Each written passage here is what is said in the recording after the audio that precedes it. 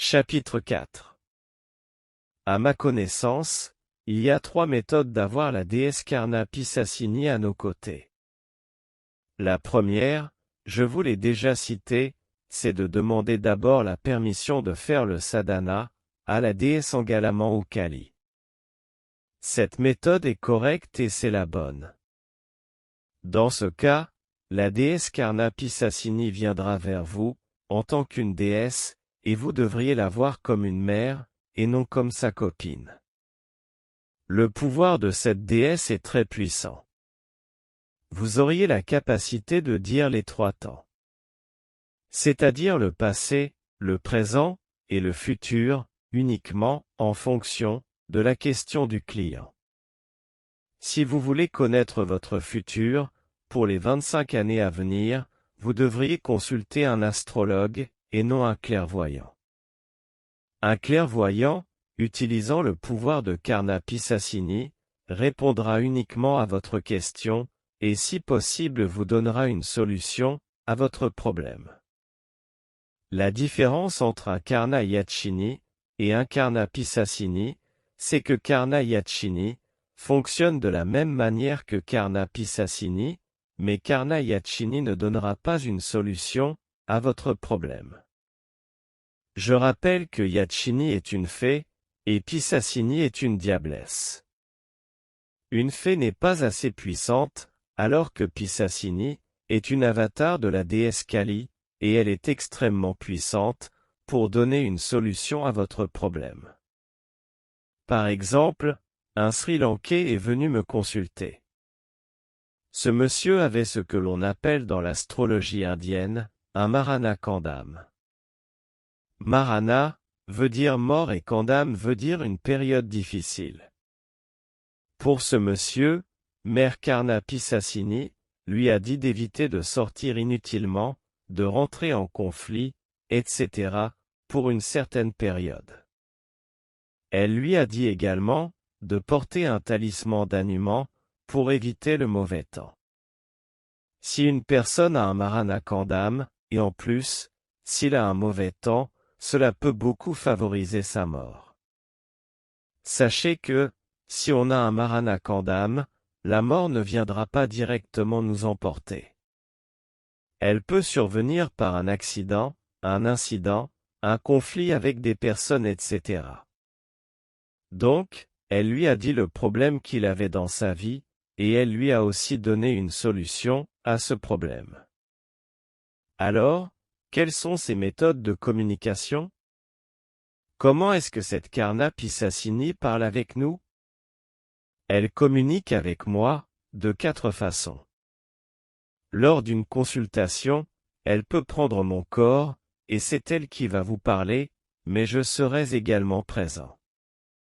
On aura l'impression que c'est moi qui parle, mais, en réalité, c'est elle qui sera en train de vous parler, dans la langue, dont je suis capable de parler. La deuxième méthode, c'est le plus connu, consiste à chuchoter dans les oreilles, d'où le nom Karna, qui veut dire oreille. Elle peut également me parler, à l'intérieur de moi. Je vais l'entendre dans ma tête, comme s'il y avait 2 esprits, dans un seul corps. Ces communications sont ce que l'on appelle la clairaudience. La troisième méthode, c'est que je peux également ressentir la réponse d'une question du client, c'est ce que l'on appelle la clairsentience. Ensuite, quatrième méthode, je peux aussi recevoir des flashs, comme réponse aux questions du client. Ces flashs sont très accentués, si le client est victime de sorcellerie. Ces images qui apparaissent dans nos yeux, sont ce que l'on appelle la clairvoyance. Donc, si je résume, la déesse Karna Pisassini communiquera avec nous de 3 manières. Par la clairaudience la plupart du temps, parfois par la clairsentience, et d'autres fois, par la clairvoyance. De plus, cette déesse Karna Pisassini nous enseignera certaines rites dans la sorcellerie, uniquement par rapport à notre besoin. D'après ce qu'on dit, elle n'enseignera pas tout ce qu'il y a dans la sorcellerie. D'autre part, si on parle de vous, à l'autre bout de la planète, vous pourriez l'entendre, comme si ces personnes étaient à vos côtés. Karna Pisassini, c'est la déesse la plus puissante, dans le domaine de la voyance. C'est pourquoi, elle est très convoitée, par les voyants, les sorciers, et encore par d'autres personnes, qui seraient capables, de tout et n'importe quoi, pour avoir cette déesse à ses côtés. Les pouvoirs que je viens de vous citer, ne sont pas exhaustifs. Dans les chapitres suivants, on verra encore, d'autres pouvoirs de cette déesse, et vous ne pourriez pas imaginer sa capacité, et sa puissance. Ces pouvoirs, vous les auriez uniquement, si vous l'invoquez avec l'autorisation de Mère Angalamant ou Kali. Le plus important, c'est que, en aucun cas, vous ne devriez pas faire du mal aux gens. À ce moment-là, vous auriez toute la bénédiction de Mère Karna Pisassini, et ainsi que tout son pouvoir. Maintenant, la deuxième manière d'avoir la déesse Karna Pisassini à vos côtés, c'est de l'invoquer directement, sans aucune autorisation. Cette voie est très risquée, et dangereuse. D'après ma déesse Karna Pisassini, dans ce cas de figure, cette entité viendra en tant qu'une vampire, et non en tant qu'une déesse. C'est pourquoi, on l'appelle Pisassini qui veut dire diablesse. Comme elle s'est présentée à vous comme une vampire, vous devriez lui faire des sacrifices de sang chaque mois. La personne pourra être dans une vie de couple, à condition de remplir son devoir mensuel, que je viens de citer. Cette entité ne sera pas jalouse de votre femme.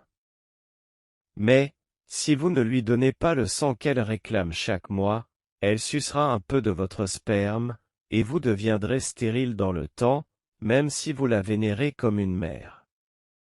C'est pourquoi, les personnes qui ont fait le sidi sans autorisation, deviennent seules dans la vie, parce qu'ils n'ont plus une vie sexuelle avec une femme. Il ne faut jamais faire travailler une déesse, quelle qu'elle soit, sans lui faire l'offrande qu'elle demande. Surtout, en aucun cas, vous devriez la voir comme une copine. Vous auriez les mêmes capacités de voyance qu'une personne comme moi, qui a invoqué la déesse Karna Pisassini, avec l'autorisation de Mère Angalamant. Cependant, en fonction du nombre de fois que vous réciterez le mantra, elle vous enseignera certaines rites dans la sorcellerie, uniquement, à votre demande, et à condition que vous lui faites des sacrifices de sang. Cette divinité ne prendra pas soin de vous, comme une mère, mais elle sera plutôt comme une servante, au service d'un maître. C'est ce que ma déesse Karna Pisassini me l'a dit. Mais, pour moi, elle m'a dit, tu es le fils de la déesse Kali. À toi, je ne te demanderai pas du sang. Je t'enseignerai la sorcellerie, même si tu ne me demandes pas, mais uniquement, ce dont tu as besoin.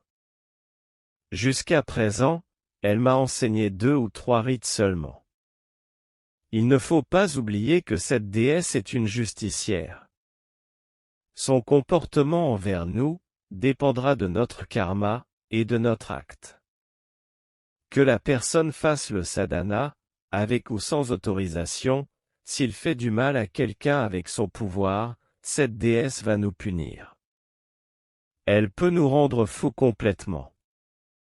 D'ailleurs, chez nous, en Inde, certaines personnes mal intentionnées qui l'ont invoquée, sont devenues fous, à cause de cette déesse. Elle peut vous parler non-stop, de jour comme de nuit.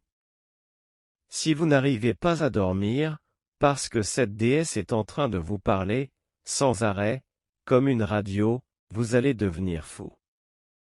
C'est une des raisons pour laquelle nos ancêtres ont appelé cette déesse Pisassini, qui veut dire diablesse, pour mettre en garde et éloigner les gens de cette divinité.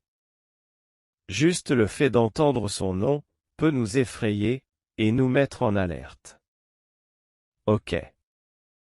La troisième manière d'avoir cette déesse Karna Pisassini à vos côtés, c'est de l'acheter par téléphone.